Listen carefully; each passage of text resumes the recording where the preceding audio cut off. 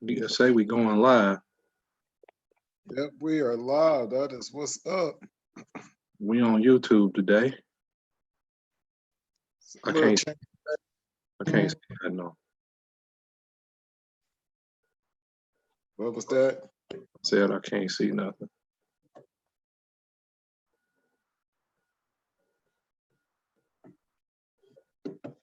Can't see that no.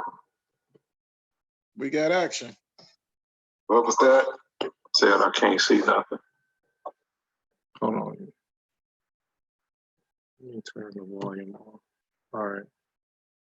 I'm good. Let's get started. All right. Hold up. Let me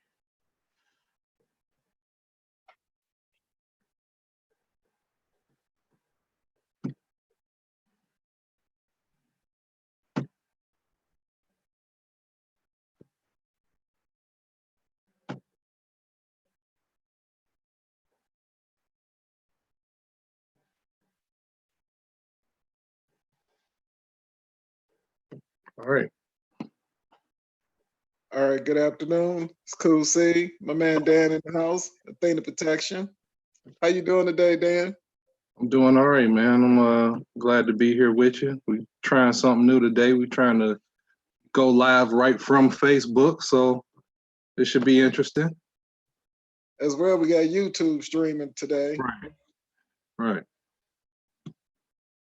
So again, it's Athena Protection podcast. It's just a little bit, actually it's 6 o'clock now on Saturday afternoon, May the 9th. Can you believe this weather we're getting, with it being May the 9th? I was outside earlier, and I'm pretty sure it was barely 40 degrees outside. Only in Michigan, right? Only here, man. You would get, 60-degree weather, and then a couple of days later, it's snowing on Yes, it was 70, not 60. Don't, you. don't discount it. Last week we had Yeah. 70 degrees. So, but Yeah. hey, anybody that's listening in Michigan know how we get down over here. So before we get Mhm. into any of the topics, man, I know got a lot we're going to talk about today. But Right. before we do that, let's tell everybody how they can get in touch with us. Well, we are Athena Protection Service, and you can get in touch with us on any social media platform just by reaching out and putting in Athena Protection Service in that search box. You can reach us on YouTube to check out all of our videos. Please like and subscribe. And you can also reach us on our 1-800 number at 800-951-4866. That's 1-800-951-4866. And all of these ways that you can get in touch with us will be in the comment section. All right. And as he said, make sure you're hitting that like and share button. We really appreciate it. So, man, let's go ahead and get started. I don't know if you prepared for it. Can you give us an update on corona numbers here in Michigan? Okay, let's see here.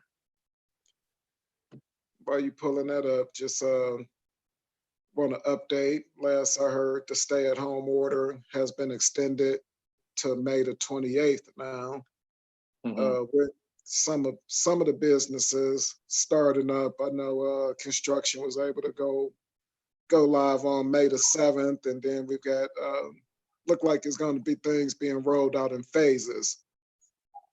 And I'm sure everybody's watching some of the other states who've actually lifted quite a bit of their stay-at-home order restrictions, and now down south they've got beauty supplies and places of that nature, some fitness facilities opening back up. So we're gonna kind of play it by ear and use human lives as guinea pigs to see if the virus is truly being contained or flattening out, as they say, which I think is unfortunate, Mm-hmm. especially if we could just sit back and try to make sure we have some numbers to state that. Right. Get a chance to get that pulled up. I got it up. So what I'm looking at is our deaths and recoveries and total cases. Right now, it looks like our cases are on a downtrend. So what I'm gonna do is here. I'm gonna share the screen for a second so you can see what I'm looking at here. Okay.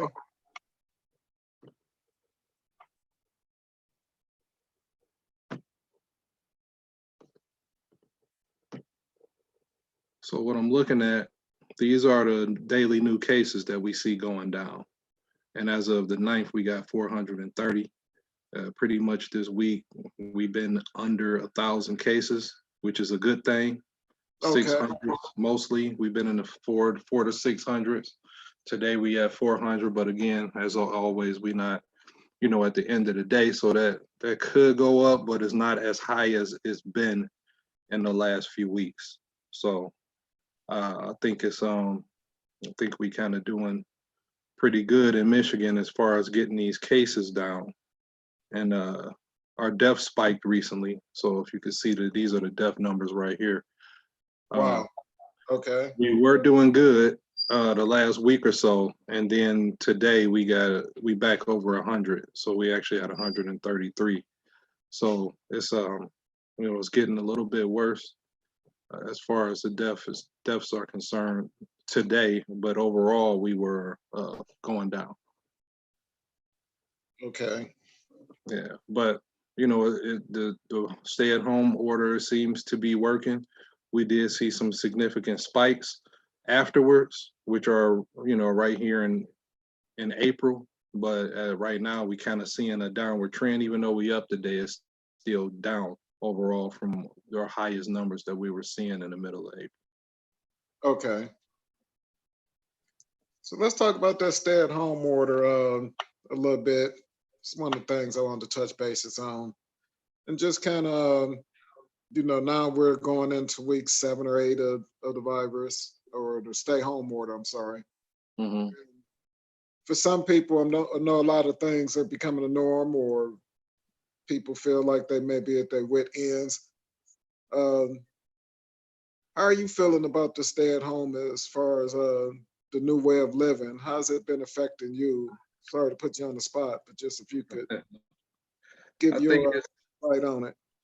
I think it's been eye opening for having to sit in the house all day and kind of do the routine of life, kind of the everyday things in the house and not being able to go out and interact with people.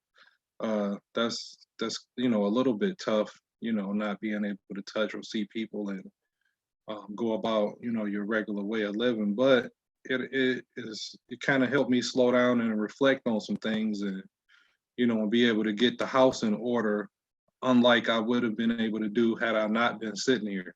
So it's been good for me to be able to straighten out a lot of things, threw a lot of stuff away, organized, a lot of things, that I'm, generally I would say I didn't have time for. So, I think this is a moment where we kind of reflect inward and, kind of look at life, for what it is and, what's to come and, kind of plan out, what we want to do and take a serious look at, our overall situations as far as living, our relationships, our finances. For me, that's all the stuff I've been looking at and what I've been doing. So, it's been good for me to be able to do that. Obviously I ain't had a haircut in a long time. So, I'm sitting here with my little natural and that don't bother me. I'm okay. Yeah, I've been able to take care of my natural on my own. Luckily, I'm able to maintain my hairstyle without any issues. But I've been kind of seeing a different side of the stay-at-home order because due to my financial obligations, I'm out there dealing with the public every day. Um, at their homes, not necessarily in them, but at their homes, in the business, or out about at businesses, places to Mhm. be deemed essential.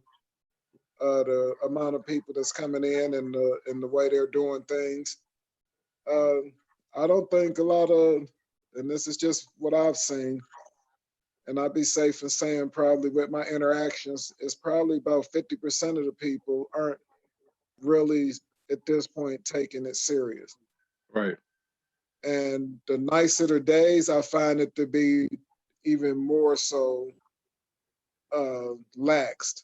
I don't know if it's because of the cabin fever that we go through just dealing with a Michigan season going into the warmer part of spring. As I said, last week we had 70-degree weather.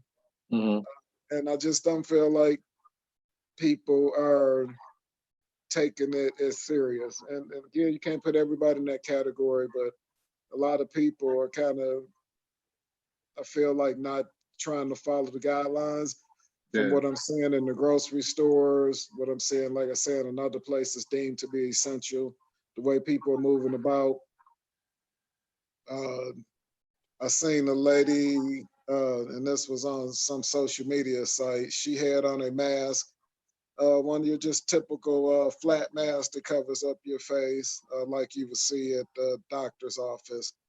And she had cut out the center part from here and then over the mouth.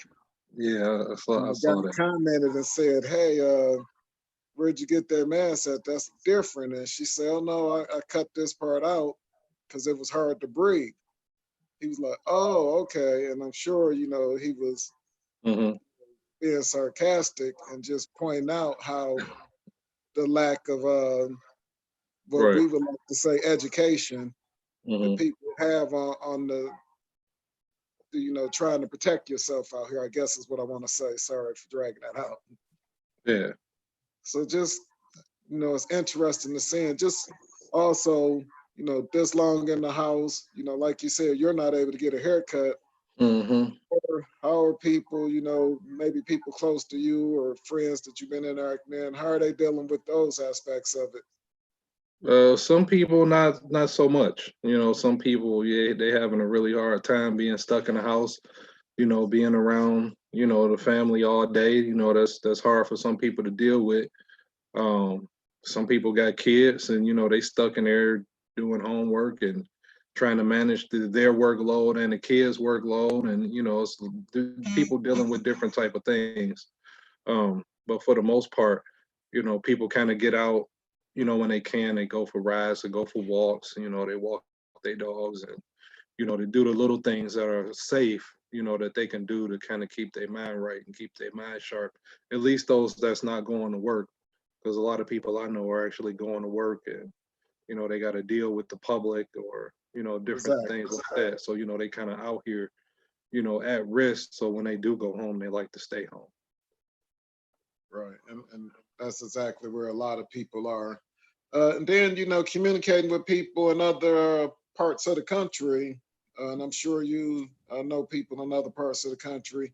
Hmm. I can tell you that it's a totally different experience in that aspect in comparison to here in Michigan, because in most places it's business as usual.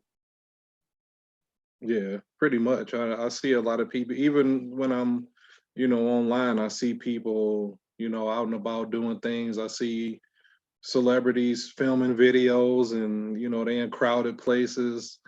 And, to some people, it just ain't real. If, they're not suffering from it. And like I said before, if you don't know somebody that's suffering from COVID or they've died from it, then it's not something that you particularly think is real, and you don't take those necessary precautions to keep yourself safe.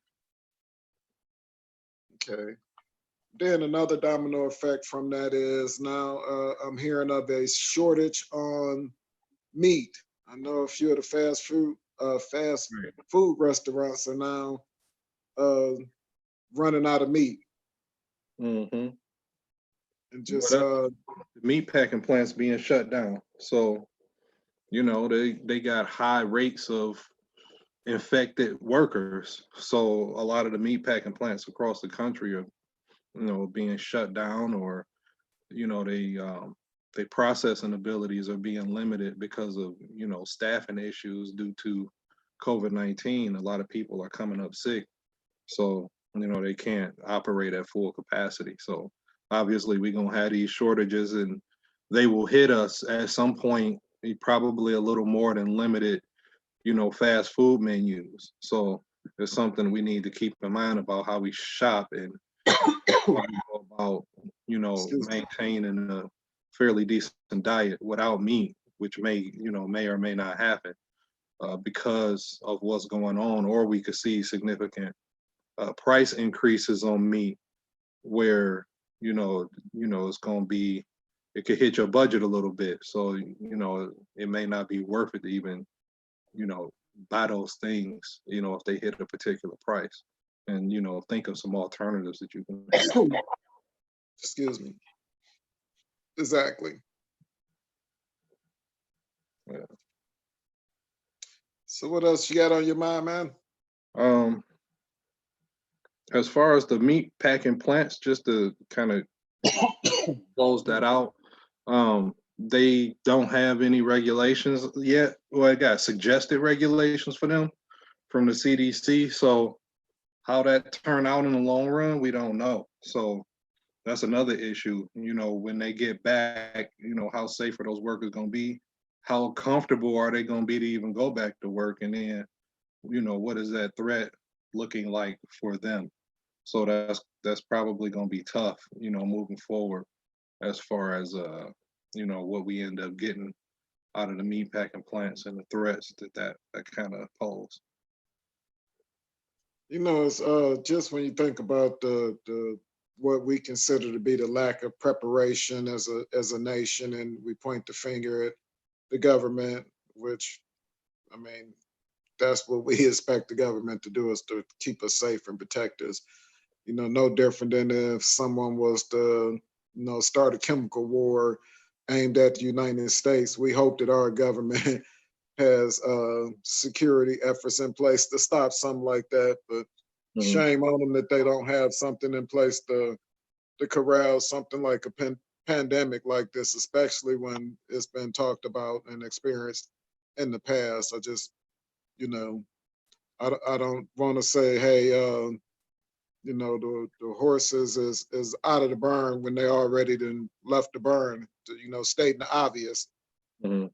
But it's unfortunate that, I still feel like our current government really don't have a grasp on how to regulate and do these things. One governor in Nevada we talked about a few weeks ago said, hey, it's for them to figure it out. We just need y'all to open back up. With those type of attitudes, I'm just concerned that at some point we can put more people in jeopardy. But hey, we'll see. Like I said, I find it interesting that the sentiment is, well, only so many people died today, so we good. It's like, man, you got to put the families to those faces, or those numbers. I'm sorry. The loved ones that not only lost a person but can't even grieve, and we talk about this every week. So don't want to go down that road necessarily too far today. Just talking about it seems to be something that's part of our everyday now. So just touching on it briefly. I do want to move on because it is Saturday, May the 9th, and tomorrow is May the 10th, and Mhm. i.e. Mother's Day.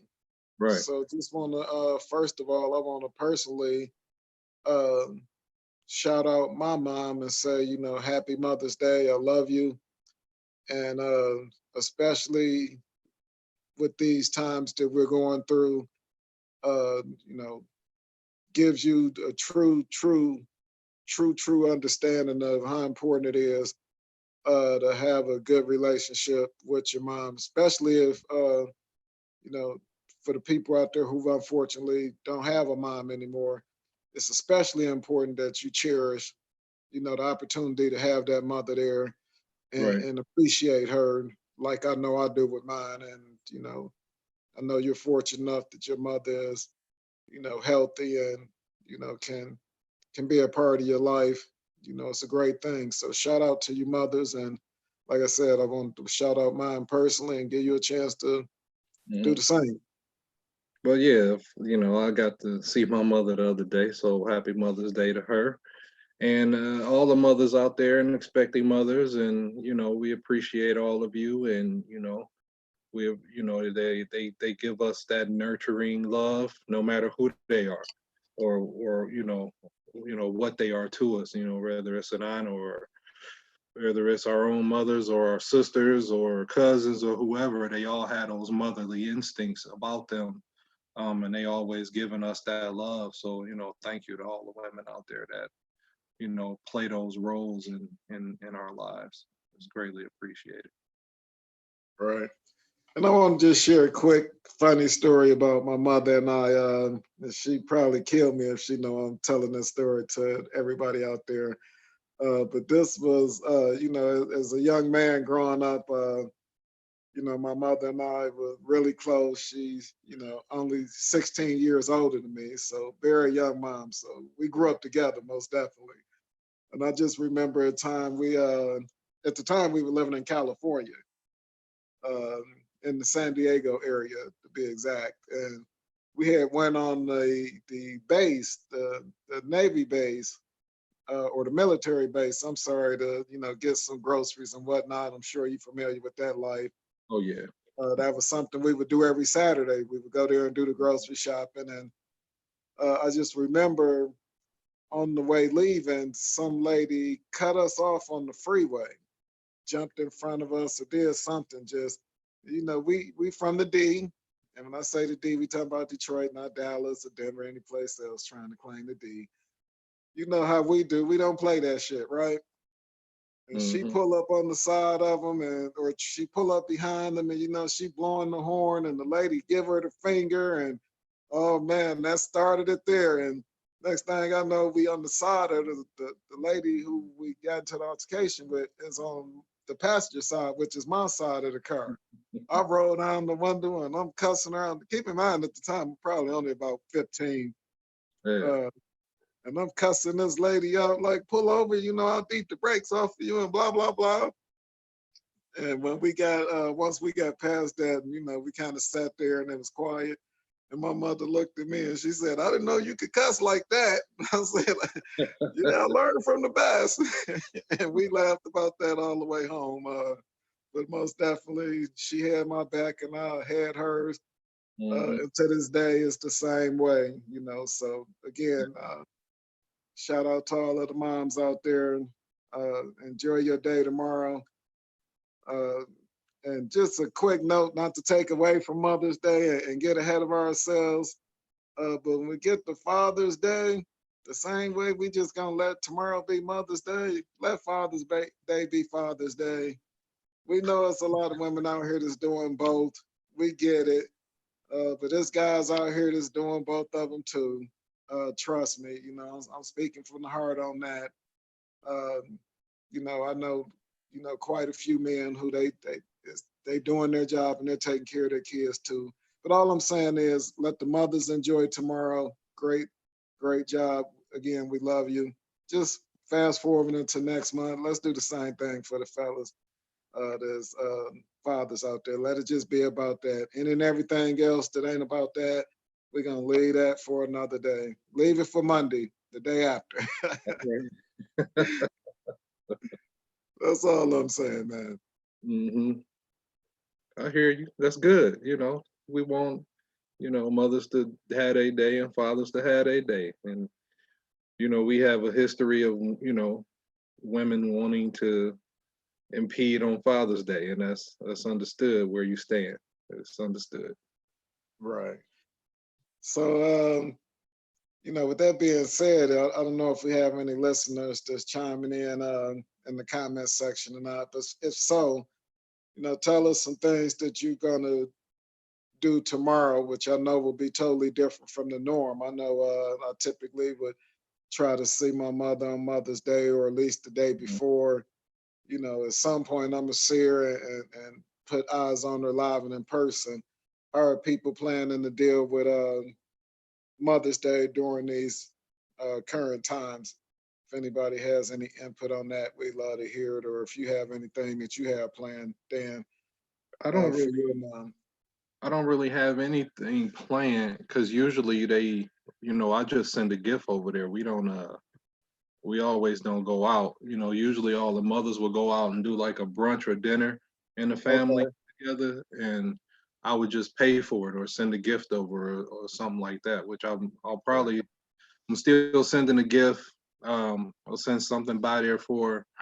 Uh, I may go pick up a meal or something for whatever she like, whatever she want tomorrow. I'll make that happen.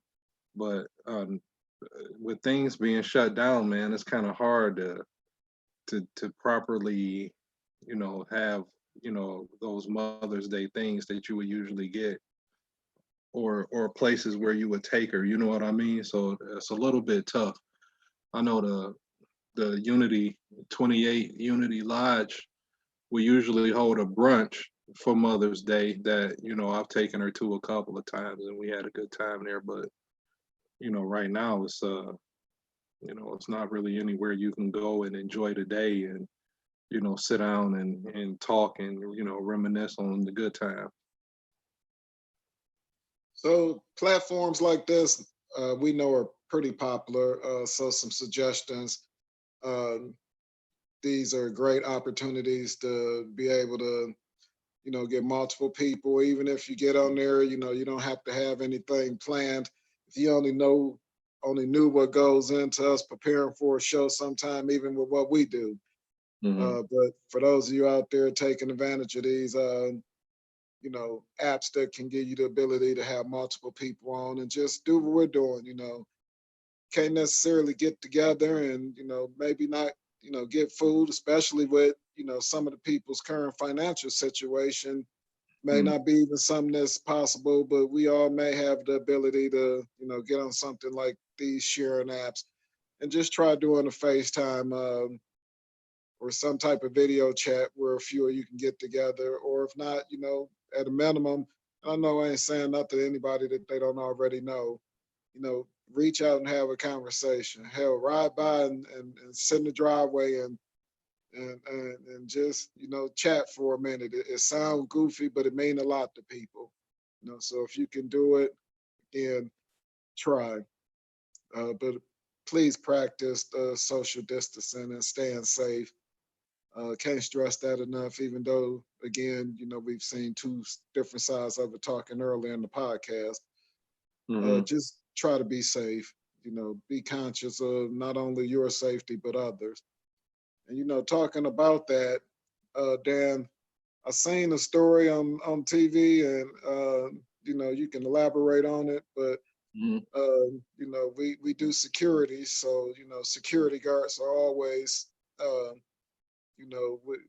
we have much respect for individuals to take on those responsibilities and we understand. And, we also offer that service, but just talk a little bit about the security guard up in Flint who told a lady and her daughter, if I'm not mistaken, that they had to have on masks in order to come into the store, which is not something that the store made up. This is what our governor deemed to be a necessity in order to go out and help, corral the virus and stop the pandemic. And talk about that a little bit for people that may not know about it. So that took place, I believe it was last week. Um, the Calvin Munnerlin, I believe his name was, shot and killed. He told the lady and her daughter that they couldn't come in without a mask on. They got into an altercation, and the lady comes back, have her husband and her son come back, and they ended up shooting and killing him. Shot him in the back of his head, Mm. and he, ended up taking his life over being told to wear a mask, which is just completely heartbreaking for the family and anybody involved in that situation, including the employees who were there who experienced that situation. That it's going to be with them for a long time. Um, you know, Right. securing things is not a highly dangerous job, but the potential is always there. So Exactly. um, I think that whoever he was working for should take care of whatever expenses that they may have, and the family in some way, considering that they lost to one of the pillars of the family. So that's tough in itself, and then losing somebody, they can't bring them back, and it was all senseless. And luckily, police arrested the father and son in Houston, Texas, not long ago. They were found. The U.S. Marshals down there picked them up. And also 2 other people are wanted now that helped them get down south. So the father and the son are now in custody, which is a great thing, which they deserve to be. And it's just a tragic situation and completely unfortunate and unnecessary. It shouldn't have happened. As well, the daughter has also been arrested Right. because she's been, impeding the case. Hmm. So very unfortunate. Just prayers go out to that family. That's really unfortunate. Right.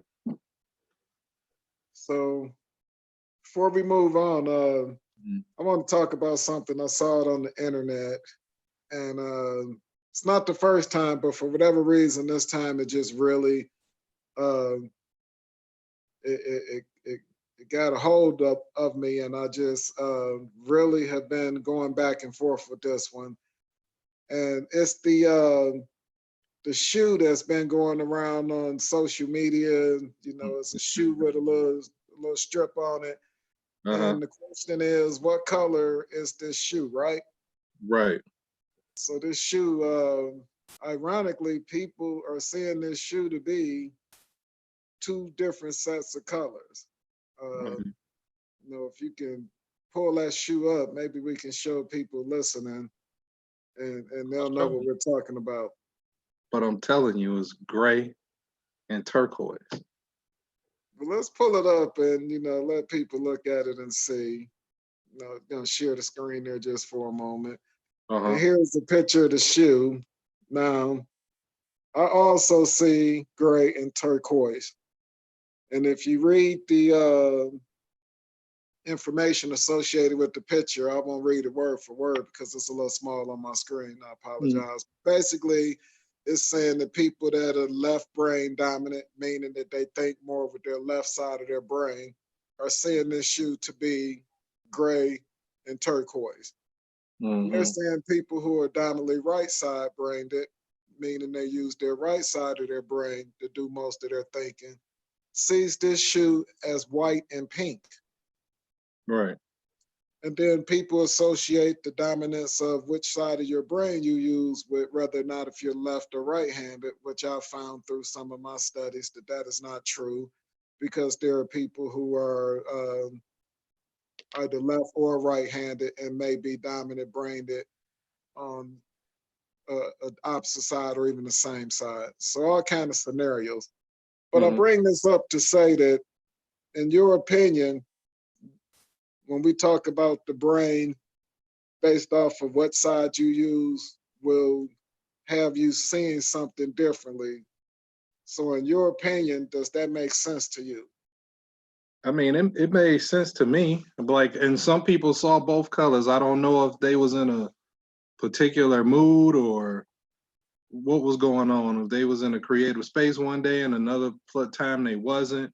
I'm a completely living logic kind of guy, so Right. I have always saw it to be the gray and greenish blue type color. So I haven't saw anything else. So uh I don't know. I don't know how people are seeing it both ways or what's going on, but it's always been one color to me. And it just tripped me out. And it's the same thing with the blue dress we saw or the white and gold dress, whatever color, Right. your brain is dominant on is what you ended up seeing. The same thing. So and it's just a picture where people are seeing different things. Their mind is telling them different things.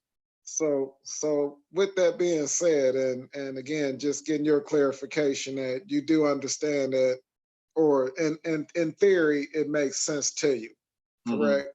Right. You could see that, because I know when I very first scrolled through and I saw it, for the very first second when I looked at it, the shoe was pink and white. Okay. And then when I kind of focused and looked at it, it turned to that color. And it was the same with the dress. So for me, I saw it as one way. And then when I kind of looked at it and focused, and ever since then, I can't see it but the color that I see it as now, which is gray and turquoise. Hmm. So for anybody that's listening, you're like, okay, we get it. You guys are talking about this shoe. my point in bringing this up is, and I'm gonna go down the road here, so you guys bear with me, because I tend to get deep, and sometimes people they lose track of where I'm at, maybe not paying attention on what street that I've drove down. So as I asked you, Dan, you see this shoe to be, the color that you see it, and you Mhm. accept it based off of other people's brain that they could be seeing this shoe in another color Right. based off of, the information we just spoke of. So with that being said, we on a day-to-day basis have debates with individuals, or we have altercations even, or highly what I like to say, high volume arguments over things that we see to be either turquoise and gray or pink and white. Mhm. And I can give tons of examples, but my point is this: we'll accept the shoe to be looked at and seen as what it is from two different people, but we choose not to use that same logic when people are having these debates on topics. And it could be anything. It could be something as simple as how you view the way a child should be disciplined. And Mhm. again, some of that's based off of upbringing and all of these things. I get it. But when we have these different topics, and maybe that's not the right analogy, I'll, this is coming to me as I think of it. But my overall point, if you guys will stay with me as I get there, we tend to have these. I'll keep going back to disagreements, because a disagreement is when two people can't come to the same conclusion on a topic. Right. And if we were gonna use this shoe as an example, we should be arguing all day long to know this shoe is gray and turquoise. How the F could it be white and pink? Because I don't see it as that. And so Right. many times in our society, because we don't see something, is that it can't be true. And I just say this to say we have to stop disagreeing with somebody and Mhm. then turning that disagreement into a disdain, dislike, or altercation. You feel me? I do. I Because do feel you. if if I see, or I'll just use a comment that somebody will make on social media on whatever topic. They'll make a comment, and then somebody will, as you say, check them about the comment that they made. When they Mhm. both heard the topic, they seen what they seen from it and had their view of it. We do this within our relationships.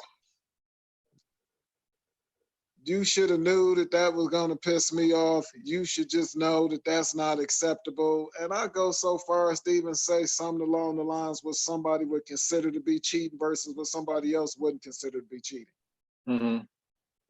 Uh, we was at a restaurant and the waitress came over and she was kind of attractive, and I don't appreciate the way you was flirting with her. That was disrespectful to me. That's a fair assumption of something that could happen between a man and a woman going out to a restaurant, right? Yeah. That's how you and I might see it. But then we got to realize that there's couples out there who go out to a restaurant and see a nice waitress and make a compliment on her, and guess what? They feel the same way. You look a certain way, I agree with you, and it's that. Or they look at it and they say, hey, you look a certain way, we both would like your attention if you be willing. It's all these different things that make the world go around, but we try to determine as individuals, we try to determine what is or isn't acceptable. We try to put barriers up and say that this is right and this is wrong. Taking up someone's life, doing something that you shouldn't do to a child or anyone that doesn't willingly want it to be done to them. Yes, those type of things are wrong. And I'm not trying to make this a conversation about a relationship, right and wrong.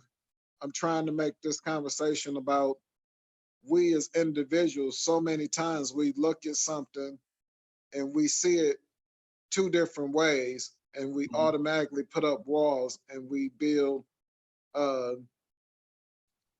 separation amongst us. And I'm That's gonna just many talk, times. i.e., specifically about us as Black people.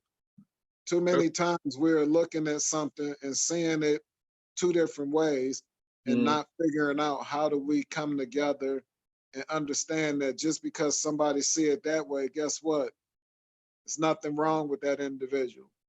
Because that's what. right now, me and you think everybody to see that shoe is pink and white, something Mm, wrong with them. In theory, that's what we'd be saying if we both see it that way. right. I don't feel like that. I think we people do that in general. So people, in my opinion, I'm a realist. I think people operate in their own self-interest, and I think that when we have discussions, whether it's about politics or religion or um, race issues, whatever the social issue of the day may be, there's always people that believe one thing and a group of people that believe another. And in my Exactly. opinion, um, if you can't accept what the other person is saying, um, that what I've been taught is that it is you have a lack of intellectual maturity when you can't even listen to somebody else's opinion of yours if it's different. It's one thing to just argue with people and feel like you're right all the time, but you have to be able to hear people out and understand that you're not right all the time. And sometimes your mind can be changed if the information is legit, and we have to, check information. And we unfortunately, I think we live in a world where people don't check information. People get uh, stories and they post them online. Nobody reads the story. They just post the title of it and don't know what the details are of the story. Or they'll get a meme and post it and believe it to be true because it's in line with what they believe, when in fact all the information in it may be false. So we don't uh, take the time to really think about um, things that are outside of what we comfortable with. And I think that's a problem that, people have as a whole. And a lot of people, they don't want to hear anything outside of what they believe or what their interests are when it kind of go against the grain. And I think that's just an issue overall with just people in general, and why you get people arguing so much on social media, or you get people seeing the exact same thing and then coming with two different outcomes when it's over. Right. And some of those are educational things. I'm more so, and I shouldn't say educational, let me rephrase that, are things that those opinions are formed through environments, where how you was raised, what you were around. I'm talking about more so just on the deeper, more simpler uh, feel of just when we look at the way somebody does something, it could be as simple as action as, you put the toilet tissue on the road going over versus I like it coming from under, and stuff Hmm. as crazy as why you don't close the toothpaste tube and squeeze from the bottom, and all Right, of these things that we like, who the F cares, right? right, But now, and I'm bringing it on home here. I said I was gonna do that because now we're at home, spending a lot more time together with individual, be it your kids, be it your significant other, spending a lot of time together right now. And in some cases, you're learning or relearning maybe, but it might be, and it shouldn't be that way. You should have knew the people before y'all got to this point, but you're right. really learning about the individual that you're spending all this time with during this stay-at-home order. And right now, I know in some cases it's a beautiful thing. Hopefully, it strengthened the relationships, made you better appreciate one another. But in the great words of Charlie Murphy, talking about experiencing Rick James on the Dave Chappelle show, I'll say in some cases that would be wrong. Nobody's at home having a great time. Motherfuckers done got on my last nerve. I can't stand this motherfucker no more. As soon as this is over, I'm trying to figure out how I can get out of here. I ain't coming back. I ain't gonna see you no more. We're done, right? It's unfortunate that there's a few people out there that may be experiencing that. And maybe you're not going to take it to that extreme where you're going to leave, whatnot. But if this will just help you get through the days, because we know at best, we got to the end of this month, to the 28th, that we're still going to be staying at home here in Michigan unless something changes. Right. So my whole point in bringing up the difference between those shoes is, look, people, we are going to look at things and we're going to see them differently. Part of it's going to be, and now we see a huge part of it, if we can look at a shoe and see it as totally different colors, and we can accept the logic behind the fact that we just compute that differently. We got to understand and have more patience when we're dealing with one another, not just during this pandemic, but in general, as we move forward in life, we got to understand that people don't always see things the way you see it. And it's not necessarily that there's something wrong with them because they don't see it the way you see it. Mm-hmm. And that's my whole point in bringing up the difference between them two shoe colors that people are seeing. If we took this rationale that we accept, and I'm sorry, I probably butchered that word, rationale. That's closer.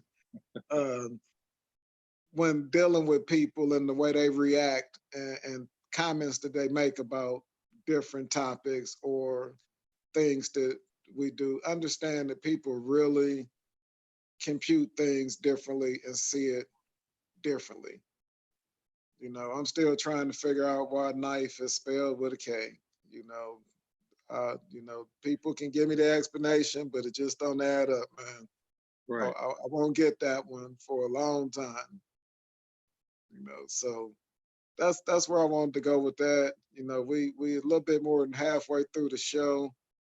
I want to talk about something that we want to try to do every show. And if there's people out there, please reach out on our social media, because what we want to do is we want to shout out small businesses during these times and give you an opportunity to, be on the platform with us. We don't have a bunch of listeners, but we got more than a few. So we want to take that opportunity to help one another, shout out whatever it is you're doing right now. I know we've experienced or we've interacted with Shay Creations, and if you could just shout her out again, Dan, tell people how they can get in touch with her.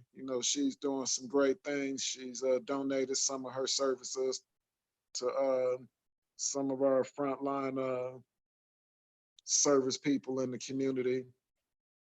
They can reach her at Crochet Creations on Facebook or through Instagram. Those are the two platforms that she operates on. So if anyone is interested, they can take a look at the products there. Crochet Creations. Okay, if anybody out there, like I said, just give us a shout out. Hit us in the comments. We'll shout out your business on our upcoming shows. So I see mother's asking about the rule of law and how they allowed Flynn to go free after he pleaded guilty. So he's not, he kind of out of the woods because they trying to drop the charges on him, but he not all. Who's this we're talking about again for the listeners that may not know? That is Michael Flynn. He was the security advisor for Trump. He lasted about 3 weeks on the job. He pled guilty to having Russian contacts, and now the Department of Justice is trying to drop his case. But we got to wait and see what the judge will want to do. So that's still in the air. I don't think the judge has ruled on accepting them dropping the case yet, which he may or may not, we don't know, but they've been trying to do that the entire time, so we'll see. which brings me to the situation in Georgia with Ahmaud Arbery, I think is how you pronounce his name. Um, the guy was jogging. Ahmaud Arbery was jogging in his neighborhood, and there was a call that somebody had broke into. There was some break-ins, and a father and son, Gregory and Travis McMichael, follow him, and they approach him with their weapons, and they get into a physical altercation, and he ends up getting shot and killed during the altercation. Mm. Now, you talked about seeing things two different ways. Most of us think that's murder. When you approach somebody that's not bothering you, you engage them, they fight you off, and then you kill them. That seems like murder. It looks like murder to mostly everybody I know, most of the people. In this story that you're speaking of, if I'm not mistaken, and this happened In February. It was in February, but so many connections to the Trayvon Martin case, Right. as far as the logic behind what the two men were trying to accomplish, which was trying to take the law into their own hands, and trying to subdue somebody who they deemed to be a criminal with no justification other than trying to be vigilante authorities. Right. There also is video of it. So there's, there was audio of the Trayvon Martin situation, but a lot of similarities right down to the date that it happened, if I'm not mistaken, Right. is the same day. And we found in that case that the jury, as we know, let that guy whose name I won't even give his ass any playtime on my podcast, let him go after trial, or he was found not guilty, or whatever the case was. He didn't go to jail for it. And unfortunately, I wouldn't be shocked if these individuals don't stay in jail, because it wouldn't be nothing but, once again, proving that we are thought of as less than human being in a lot of cases in this country, and it's unfortunate. Right. So they followed him. And again, when you bring the aggression to somebody, you shouldn't be able to use any self-defense laws. So that's something that I'll be looking at, when this comes up. They followed him, they approached him with weapons, and then they are saying that he didn't follow their orders and he was aggressive towards them. Well, how's he supposed to react when you jump out the truck with guns on him? Like, what do you expect to happen? So that's where I'm completely confused about the defense on this. People, Exactly.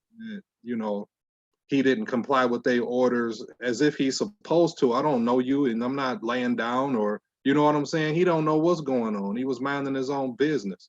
So I feel like there's no way that they should be able to say that, they were defending themselves because there was a fight over the gun. Like, when you bring the drama to somebody, that defense should go out the window when you're the aggressor. Which is, unfortunately, was the same thing in Trayvon's case, where he was followed, a fight happened, he was getting the best of the guy, and the guy kills him. The same thing, which was kind of happening here, and Right. hopefully history doesn't repeat itself in this particular scenario. Yeah. Again, I had the same sentiment. I hope that it doesn't end the same way, but we have to be prepared for it to happen that same way.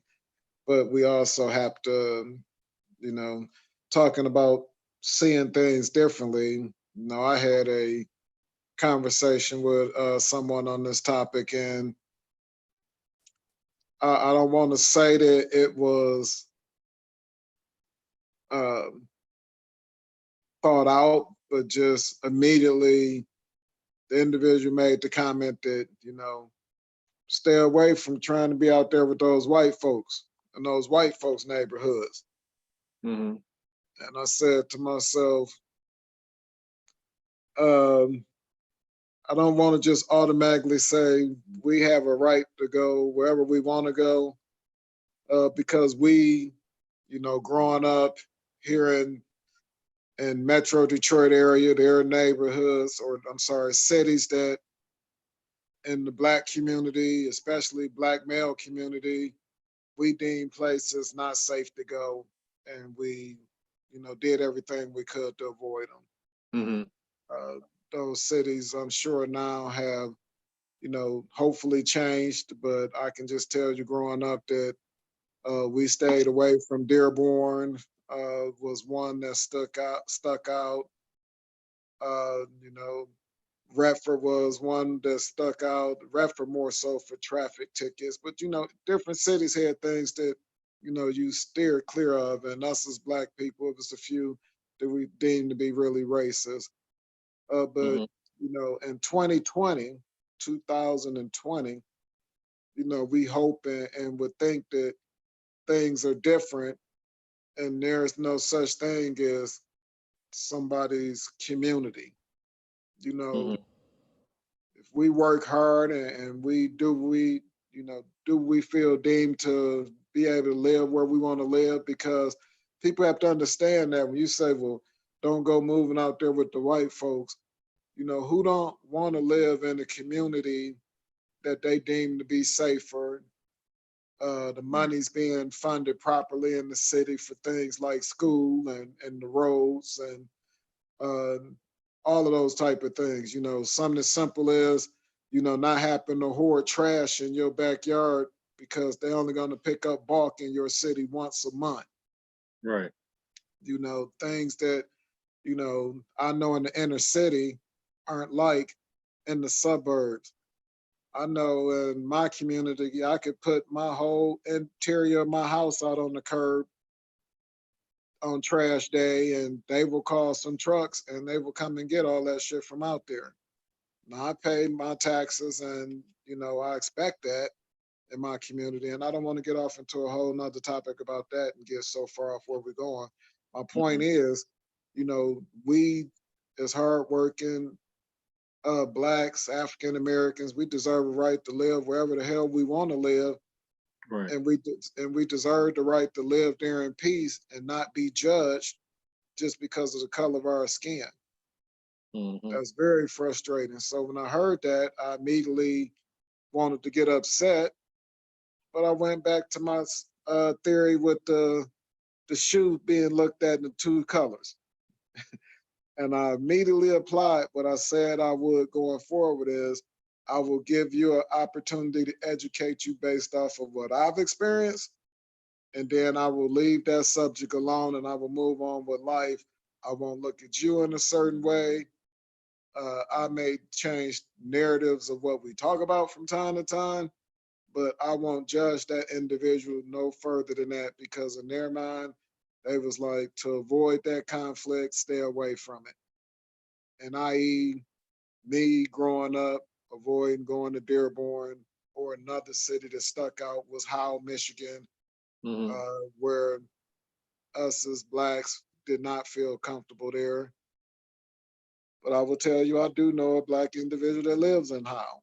I pray for him every day, but he lives there and he has every right to live there. He has a family, and his wife and kid are, they're going to grow up in that community. So if that's where he wants to live, he should be able to do that and not have to worry about getting gunned down because they said somebody, again, hate to keep quoting Dave Chappelle, they said someone between the ages of 17 and 63. He was between 4.5 feet and 6'9". You just named a lot of people, man. Right. And putting us in those categories when they have a crime that happened, which is like what we were talking about with the individual that was jogging down there in Georgia. Mm-hmm. Like, shame on you that you're gonna try to hold this person up with that limited amount of information. It's just sickening to me. But we have to continue to stop letting people make us uncomfortable anywhere. We should I not be think uncomfortable.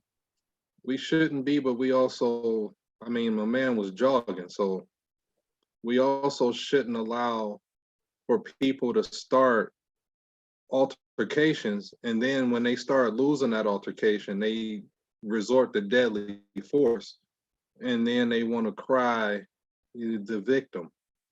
So I think that's something that need to be looked at and that need to be stopped. These people are not victims. You know what they should have did if they thought that he was the person that committed whatever crime was going on, and or with the if they thought he was the guy that walked into the construction site or whatever was supposed to have been broken into, then they should have identified him and called the police. It's not their job to stop him and try to arrest him or whatever the case may be, whether he was prior law enforcement or not. You're never going to catch me trying to lock somebody up or citizen arrest somebody for breaking into something. I'm not doing that. I'm gonna call the police. I'm gonna let the police do what police do and leave it at that. I'll identify him as best I can, and that's it. I'm not putting myself in harm's way, and because you don't know how those situations could turn out. What if he was the guy, that was breaking in something, and what if he killed them? Then their families will be pissed off, and then they will be burying somebody, all because you wanted to take the law into your own hands. I think we got to be careful, about what we get ourselves involved in, and it's materials. I mean, you in a neighborhood, you're talking about a break-in of a construction site that was wide open. That's not worth risking your life over or taking a life over, because in my opinion they should be in jail. And it's unfortunate that just not made the arrest in the last few days. When Right. again, we talked about this happening in February, and I seen something that um, it hit home because basically it said they knew what happened and Hmm. was okay with it until they found out we seen what happened, and Right. now they're not okay with it. So Yeah. you know, All the statements coming out now, and it's pressure. That pressure got put on, and everybody made it visible. So when we talk about you know sticking together on all things, just like people put that pressure on the security guard that was killed, and one of those people under pressure for doing that reckless act to him, the same thing is applied in this situation, and that's how it should be. and we can be a very strong community, and we can do great things. And I know you and I, we talk about this all the time, and that's our overall goal in doing everything that we do is that we strive to help our own and be an important part of the community. And just as individuals, we have to really stick together, and not just for law reasons, but within our community, the way we spend our dollar, we got to do a better job of um, coming together in those aspects as well. And I won't get into a whole drawn out thing because there will be so many flips to that about the lack of customer service training and things of that nature, Mm. expectations that you'll have from that that black owned business. If that's just one topic we could get into, it would be a whole show because we would need to talk about things on both sides that we have to do better of. But we know as a community that we can come together, because us coming together and sharing that video and Right. calling on our community, I don't want to say leaders, but influencers is Right. what I'll call them. And they're influencers because they have a lot of people's ear with their platforms that they've been blessed to have. If we continue to utilize those type of things, and as we continue to grow and get these opportunities, use these platforms for a positive and try to help, the community, I think it's a great thing. It is. And we can't just accept you shouldn't have been in that area. No. No, we should be able to go wherever we want to go, because we'll go comfortably and spend our money in the White Mall in a minute. They got a Gucci store in there. They got a Cartier store in there. We don't care. Right. We'll trot right past those uppity suburbanites and go get them every bit of our cash for what we think and deem to be something that we want. So there's another video. I don't know if okay. you saw this. It's a young guy in Indiana uh, getting chased by the police. They call the chase off. Now he's doing all this on Facebook Live, one of those. He on live. So they call the chase off. He parks the car and he started telling people, "I'm about to park and run. Somebody come get me." Now somehow the chase was cut off, but the police was right there when he got out the car 5 minutes later. Wow. So he jumped out the car. We see him running. We hear an officer say something. We hear him yell back, and then there's just gunfire. He falls to the ground, and then you hear the police come up, making their radio calls or whatever. One of the police officers go, "Look like it's gonna be a closed casket, homie." And everybody up in arms about that. That he shouldn't have said that. Obviously, that's not something you say at a scene. But police officers are very detached from their feelings, and I can see a potential light reprimand for the statement, but I don't think it'll be anything drastic for making that statement. Just because of the simple fact that police officers say and do wild things at murder scenes. They talk about eating, they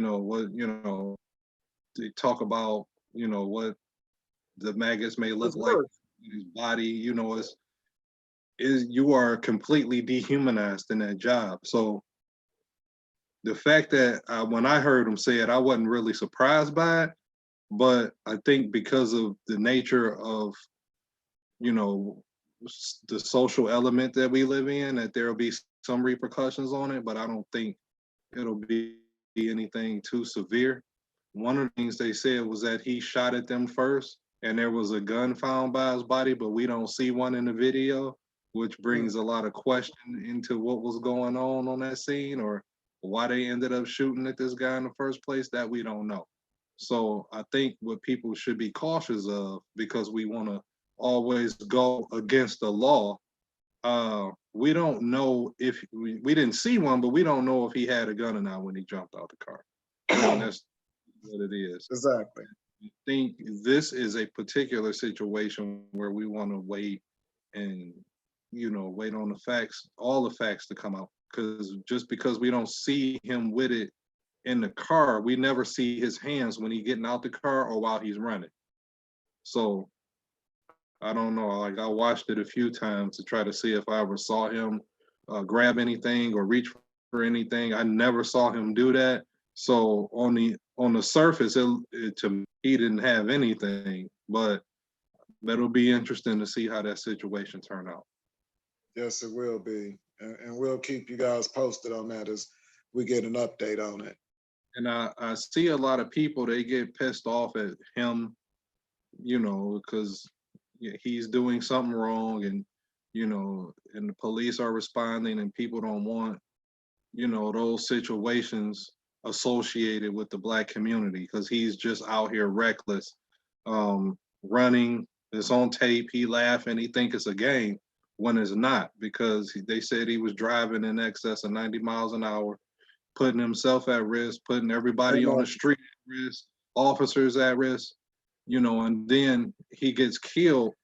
And it almost kind of makes you pause on how you want to feel about what happened. You know what I mean? Like, some of this is his fault, like he put himself in that situation. I see a lot of people saying he put himself in that situation. We don't put ourselves in situations for deadly force. Like, I don't think what he did deserved for him to die unless, he was shooting at the officers. That's completely different. But driving reckless is not a death sentence. It shouldn't be. It should be a Right. ticket and, and some fines or something. But And the reason people are frustrated when they see something like this, especially if there is no weapon right. involved, uh, we see so many times other individuals that do the same type of things, Hmm. or even more extreme, get treated totally different. Right. And that's where the outrage. But again, before we just automatically try to say apples to apples, You um, can. you have to have all of the facts. And once those facts are made clear, we hope that justice will be served if needed, in the sense that if this was, unauthorized killing of this individual, and Right. as a community, especially whatever community that is, do your due diligence to get the public records and find out as much information as you can on the case, knowing that yes, there's opportunity for things to be covered up, but you know, let's just be realistic. Too many times we try to act like an individual that gets, unfortunately gunned down, and not saying that it's fair, but Hmm. again, they have a reputation for putting themselves and others in danger. And And I, there is a camera part of it. You out here doing things and putting people's life in jeopardy. You know, you just have to be careful, because I don't want to come across saying, well, you shouldn't have been jogging in that nice neighborhood type of response to, no, the we never want to individual. do that. And I say something else I saw. Somebody said, "What about black on black crime?" It's very possible for us to be pissed off about crimes that are committed within the vicinity of black neighborhoods. We could be mad about the high crime rate in black neighborhoods while also being mad at race related crimes where you see somebody judging a guy they don't know and gunning him down in the street because they thought that he did something they didn't even know. So it's possible to be pissed off at both things, and I think that get missed. When And people they try to say we blowing this up too much, or it's getting too much attention. Well, obviously, it's not getting enough attention if it took 2 months, for the people to be arrested for a crime like that. And guess what? It's crime happening in every neighborhood. It's white people killing white people in white neighborhoods. It's Mexicans killing Mexicans, and so on. Right. Yes, there's crimes being committed in communities throughout. So, Right. when you talk about what about the black on black crime, you got to dig deeper than that. And that'll be, we got to keep in check of all of the shows that we have lined up for topics, because for me, that's one of those topics where I get frustrated, because when I Hmm. hear the black on black crime, crime happens in areas where there is poverty. Right. Crime happens in areas where people don't feel like they are, or not don't feel like they aren't getting the same opportunities as others. There is lack of, and we'll go all the way back to the prison slash school. And I said yes, prison slash school, because in some cases they're ran the same way. All they're doing is housing individuals for a certain amount of time and collecting check off of it. So when Hmm. we talk about the lack of education that you get in those poor neighborhoods, which in turn the lack of funding for things in the neighborhood, then there's the lack of employment in those neighborhoods. So yes, those individuals in those neighborhoods tend to do things, and the crime is higher, and the the assaults are higher, because people are frustrated. The same way, i.e., during this pandemic, we have people that are protesting with their guns strapped to them because they Hmm. can't get a haircut, because they can't go to the beauty salon. And I know it's more to it than that. I'm not minimizing that subject either for anybody that's getting ready to start typing. My point is, my point is, look, man, everybody needs to understand that these things happen in these communities based off of the way these communities are treated as a whole. Right. So no, it's not just black on black crime. And yes, No. there is going to be crime in neighborhoods where there's lack of, things to help it be safer, or people, people have crime because they don't have opportunities. Right now we're Mhm. seeing people act in a way that you would have never thought they've seen before. I know for a fact one of these little local cities, one of the people on the city council, I want to say the commissioner maybe even, went up to Lansing to protest, and the city seen her protesting there and censored her. And I'm not into a lot of politics, but basically she got in trouble for that. This heifer Mm. turns around, and a couple of days later, she admires someplace stealing at the self checkout. She checked out one item and put two in the bag and Wow. tried to leave there with it and got caught.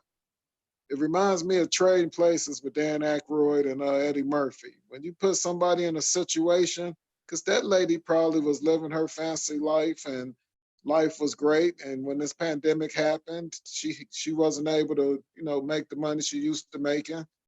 And then she tried to go protest, and then within that, lost some more juice within her job because they didn't like her being there. So now, guess what? You dealing with so many of what us have dealt with for years, falling off that horse and happen to get back up. We do that shit all the time, baby girl. But she was like, nah, I gotta start stealing some shit. And it just go to show that when you put anybody in a situation where they feel Mm. like they're not gonna be able to survive, don't be surprised at the outcome. Mhm. Black on black crime. That get me so heated when I hear that one. Yeah, It's we just got a crime.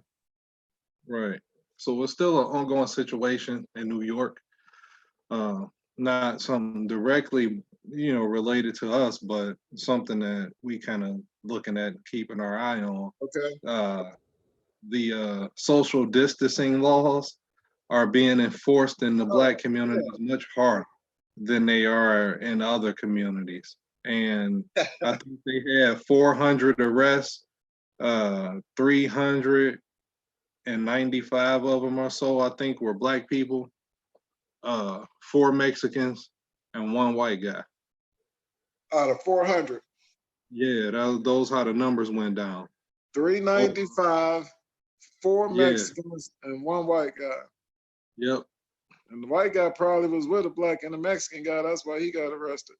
yeah. So it's they kind of so they got pictures of them. It was like a park in Lower Manhattan or something like that, where they were passing out water and masks to white folks, and then they hitting all the Black people upside the head and locking them up for not social distancing, and then putting them in cells together where they can't social distance.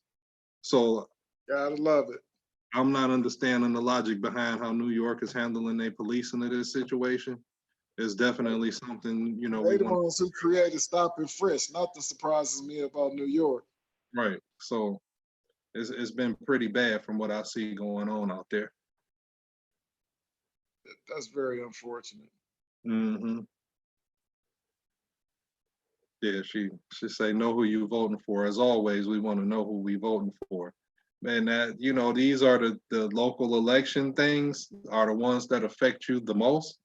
That's where we should always be in line voting at when there's an issue or anything going on. If somebody running for office, you should know what those people stand for, so you don't have situations like stop and frisk or your kids getting slammed on the ground for sitting close to each other on the porch on a warm day because they're not social distancing. It's something to consider. Yeah, man. So many things that we could talk about. We'd be on here for hours. But Mm. we got about an hour, a little bit over an hour under our belt this afternoon. Some great topics. Always love to get out there and give our 2 cents on what's going on and update you on some of the current situations in the Metro Detroit area. Excuse me. Since it's Saturday night, what the the big thing tonight is Erica Badu and Jill Scott. Oh yeah. One song for song tonight. Who you wrote? Excuse me. Allergies, not corona, everybody. You were saying? Who you got in Erica Badu and Jill Scott tonight? Okay, so don't nobody out there kill me. Erica Badu, and I love both ladies. Shout out to both of them, first of all. And we talked about this a little bit before we got started. But I'm gonna just be somewhat of a typical male here and say that I was a fan of both of them, but Badu, when she did that video and she was in Dallas and she stripped down, and by the end of the video, so no shame on me, I don't know the name of the song, but damn it, the visual was just unbelievable. She, like I said, was walking around the streets of Dallas and ended up getting completely disrobed in the uncut video, which I was fortunate enough to see it. And I just fell even more deeply in love with her as an artist and probably as individuals. I ain't gonna lie. I was very happy with us saying. So I say that to say that, if I had to pick one, if you're gonna, put my feet to the fire, I'll say Erica, but it's not even about that for me. Just like you said, get an opportunity to hear about, how some of the songs was to be. It's interesting to me. And just I love the creativity that, individuals are taking on. This is something great. We ain't doing anything anyway, so to be able to tune in and check out something like that. Just hope there's no technical difficulties. I hope not. Sorry, Babyface, you and who was it that him and Teddy Riley? That was pretty bad, guys. But I know they got it together later on. So yeah, I'm excited about it. What time is that on tonight? Probably in the next 30 minutes or so.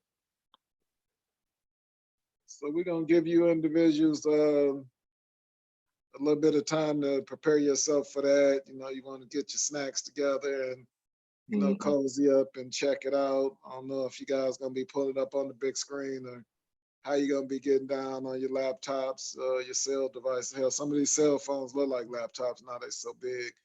However you're gonna check it out, we want to give you opportunity to do that. But is it anything you want to talk about, Dan, before we get ready to get out of here? Nah, not really. Just everybody that's going back to work in these auto plants next week, be safe, be careful, do what you need to do to keep yourself as healthy as possible. Make sure you're wearing whatever PPE you need to keep yourself safe, because I know that people still got to earn a living. They can't just up and quit their job. So a lot of the manufacturing and auto plants will be going back to work next week. So just want all of them to be safe and to stay as healthy as possible. And I'll add on to that, for those of you individuals that are going to be getting back out there and going to work, don't feel bad about challenging things that aren't right or that you don't feel are safe or, sanitary. If you see things that are being done that you're questioning, don't just complain about it with one or two, call it out. This is not the time to, just complain about it. This is the time to be about it. So if you are, coming back out here into the mainstream world and you see things aren't being done right, I would say, communicate through whatever, steps your employer have to try to communicate properly without putting yourself in a situation. So in other words, think before you just react some kind of way, but most definitely don't feel ashamed about reacting. But make sure that reaction is something that will keep you employed. But most definitely want to tell you, stay safe. Getting back out here, it's a lot of people who aren't taking it serious. Be patient. Worry about trying to stay as safe as you can, and also just having some compassion. If this hasn't done anything else, hopefully it has given people an opportunity to try to look past a lot of the day in and day out BS, because Right. we seen from this pandemic that it can change your life in an instance, especially us as Blacks. So just continue to be safe and be patient. I can't stress enough about being patient. So with that being said, just to wrap up today, we most definitely want to again say happy Mother's Day to all of you mothers out there. We love you. Don't know where we'd be without you. I just want to wrap up on talking about the color of that shoe, whether it's gray and turquoise or it's white and pink. We as individuals, we look at things, we see them different. Understand that that's just the way it is. You're not gonna change it. Learn how to cope with it and be better to one another, knowing that people they're gonna see it either gray and turquoise or they're gonna see it pink and white. Or some people might see both, but know that there's not no right answer a lot of time. Even though you feel strong and compassionate about your point of view, that don't necessarily mean that it's right and the other person's is wrong. If somebody's life not in the balance, agree to disagree and keep it moving and keep loving and trying to stay peaceful.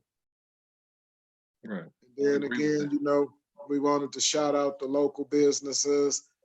Get in touch with us. Let us know if it's something, a new hustle you came up with during this pandemic.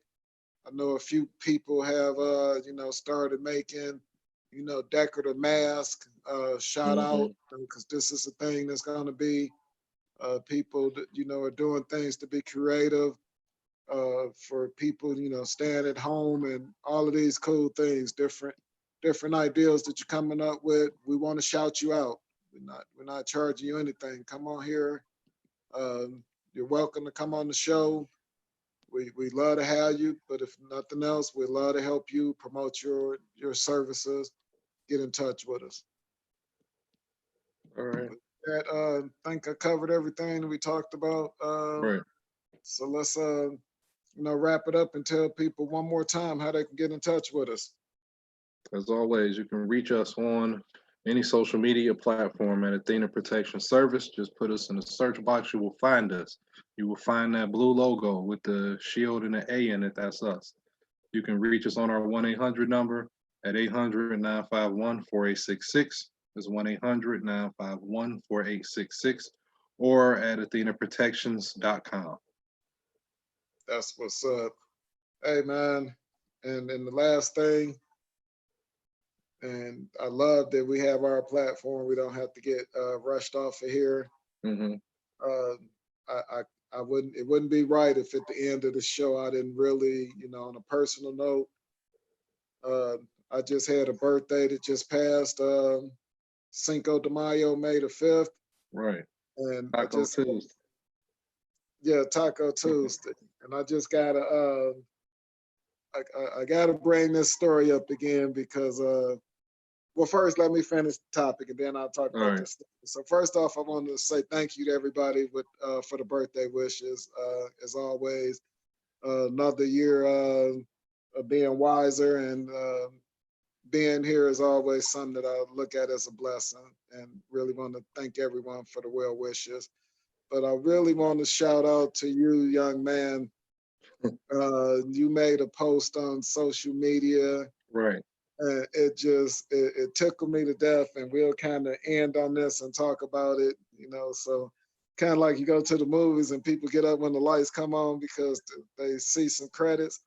Well, I know MJR a lot of time with the movies there, the lights don't come on, they'll start showing the credits, and anybody that goes to MJR know, don't get up until the lights come on because the show ain't over. So what I want to do these last few minutes is I want to bring it home and I want to talk a little bit about just this story and how funny it is to me. But I'll let you share it and then I'll give my okay thought on what I was going through at that time, young man.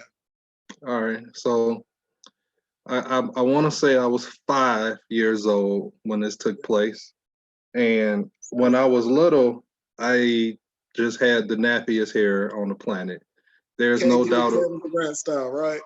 Yeah, I was worse than Kevin Durant. I had so many small islands on my head, they just wouldn't come together. So, I had a bunch of nicknames and everybody made fun of me, and my hair was dry and nappy all the time. And one day you was just like, man, I'm sick of this shit. They ain't gonna keep making fun of you, man. I'm gonna get you together. So you had that Murray's grease, that thick ass pomade, Yep. and you started slapping that pomade in my head. My whole head was gray. And then you was brushing my hair so long, it felt like it was smoking because my head was hot.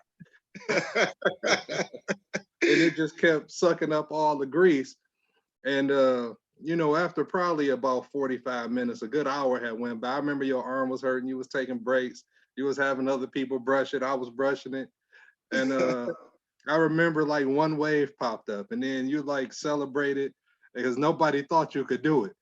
Bro. So the moral to that, I think that story, not just because it was funny and it was like an event, at the time, what it did for me was it made me feel special because you took the time out to say, I'm gonna help you out. I know people making fun of you. I'm gonna do something nice for you. You know what I'm saying? That was one thing. And then another thing, knowing how my hair was then, what we embarked on seemed to be an impossible task. It was like a kamikaze mission. So we ended up getting it done, and it like my hair wasn't great after that, but that night I felt good, and it was a change not only in my attitude, but we had succeeded at something because we was focused on something, and that's what Right. I was kind of trying to get across to people when I told that story. That's awesome, man. Great Yeah. point. And for me, just back then, you know, I love my family. I consider myself to be you know, very comical around family, very outgoing, love to have a good time. But in the same sense, ain't nobody gonna talk about my family. Right. Y'all all I got, and the kids trying to tease you. I was Hmm. never the kid that, I'm not gonna say that I didn't get teased because we come from a big family. Hmm. Everybody got it at some time or another. But for me, ooh, excuse me, for me, I just remember, them calling you, this, Martin Lawrence ain't got nothing on the names that he came up for Pam on that on Right. his sitcom for the Right. names that you got. You little BDB, Hmm. buckshots, it was Right. all kind of names. And I just remember them little individual curls, and I was looking at them saying, man, I can do this. And and when I think back on it, and when you tell the story and you break down what it meant to you, Hmm. I first I really appreciate the shout out, and Right. I really appreciate how it had a meaning to you that stuck with you all these years, and it took me back, and I looked at it and I said, I have always been an individual who claimed to be able to do just about anything, especially if I set my mind to it. And when I said I could put waves in your hair, and Nave was like, and I remember specifically your sister Tamika, RP, we like Tamika Mo. Right. She said, "It ain't gonna happen, dog." I was like, "Shit, I can put waves in anybody here." Because believe it or Right. not, I had a head full of waves back then. Right. Unlike what you see now. Hmm. So for me, looking back on that story, I've always had this attitude that I can do it. And I Right. just wanted to end on telling that story, and say out there to everybody listening to us, well, shout out to our listeners. If I didn't say it Right. earlier, we picking up more and more of you guys every week. But for me, it's just, as I wrap up, you put your mind to it, you can do it. Hmm. Uh, be kind to people, treat people the way you want to be treated. When you see somebody down, try helping pick them up. And it don't have to be necessarily some financial that you do. It could just be a kind word, because you Right. never know how much your time and effort that you, or it doesn't even feel like effort, but when you take out the time to be, Hmm. nice to somebody or do something nice for someone, you just never know how that individual will take that, and how it can shape and in some cases change their life. Right. So with this pandemic and the hopelessness that some people are feeling, because again, even though a lot of things are back open and a lot of things aren't, there are a lot of people out here that are struggling. We rooting for you, but just thinking back on that story, it really brought to mind that you and I, we've had a bond, number one, forever, Right. and number two, that we as individuals, we can do great things, and we never know what those great things will in turn do for somebody else. So continue Hmm. being the person that you are, man. I love you to death, man. You and your wife are great people. Love all my family. We got a lot of y'all out there. Hell, we talk about all these viewers. A lot of it is just the fam. So shout out to all of y'all Right. for giving Thank us you. some time on your weekend. And hey, Hmm. we're gonna be all right, everybody. We are gonna be all right. Things might not go back to exactly how they were, but there's a light at the end of the tunnel. Let's just continue to slow down and take this break we getting and enjoy it. Get your mind right. You know, Hmm. Cuz talked about cleaning up his house at the beginning of the podcast. Clean your house, clean your mind, and hey, man, enjoyed it. We halfway through the year already. I know that sounds hard to believe, but Hmm. let's continue to keep your heads up. Help out your brother, sister, loved ones, friends when you can, and we'll see you guys next week. All right. Take And care. like the video, share the video for us, and we appreciate everybody that's listening. And shout out to my mother for commenting and having a conversation with me on here today. I appreciate you. Love you. Hey, what's up, Auntie Pearl? Happy Mother's Uh-huh. Day to you. We we love you, and everybody else. Peace out, baby. All right.